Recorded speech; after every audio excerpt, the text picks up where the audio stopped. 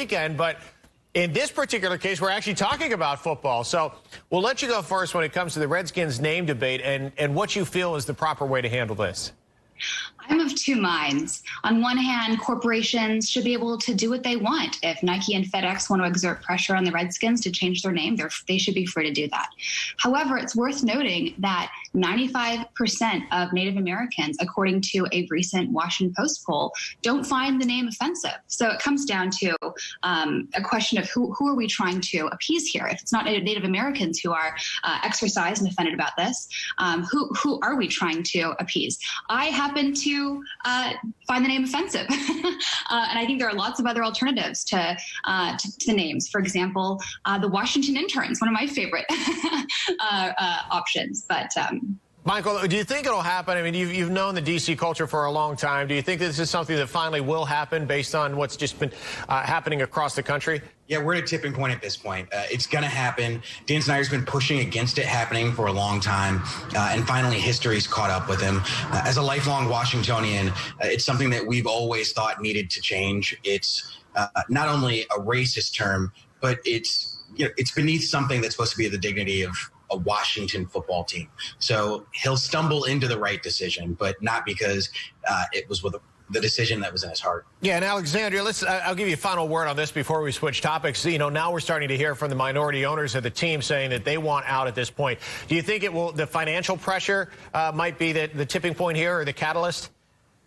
I think so. I mean, consumers and corporations that we have that's an important way that change is advocated. So I agree with my fellow panelists that I hope that the owner makes the right decision. All right, in the true this week only football spirit of things, let's call it a second half right now and move on to our second topic today. Michael, let me start with you. When it comes to the events over the 4th of July weekend, you know, here, D.C., Maryland, for the most part, Virginia has been getting better when it comes to the COVID situation. And then, of course, over the weekend, you saw pictures and video from all over the country of people just celebrating as, in some cases, as if it was any other year. Concerned or not?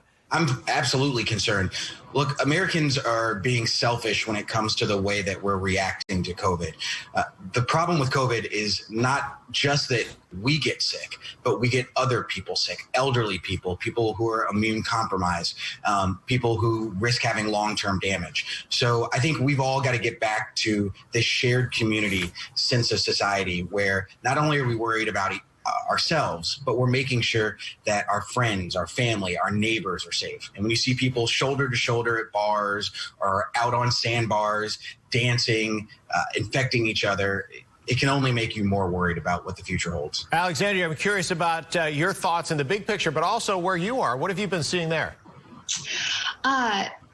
Americans were celebrating in many places like there was not a problem, and some models estimate that it could cause up to over 2 million cases and 100,000 deaths based on these festivities alone.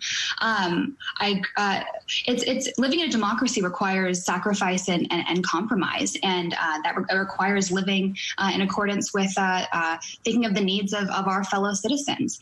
And it's interesting, you know, we saw this play out in a micro level in our neighborhood this weekend and over the past month regarding fireworks, which is an interesting topic because it's very controversial. People are passionate about it, but it doesn't fall neatly along ideological lines. But there, you know, on our neighborhood listserv, there's been the battle of, you know, should we do it? When should we stop? And you know, people's dogs are being traumatized. But you know, it requires compromise and considering the needs and desires of other citizens beyond just our own.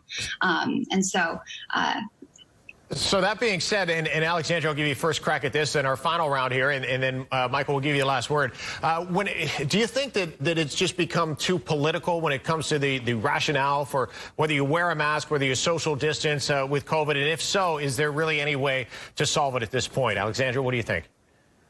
I hate that masks have become a touchstone of the culture war.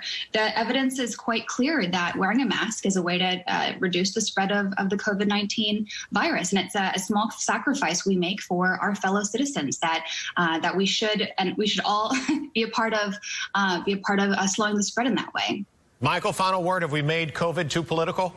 It's, of course, political like everything else. But, you know, if you care about your mother, your aunt, your grandma, your grandfather, your friends, your family, then wear a mask because you want people like me who care about our families as well to wear a mask. So just don't be a jerk. Wear a mask.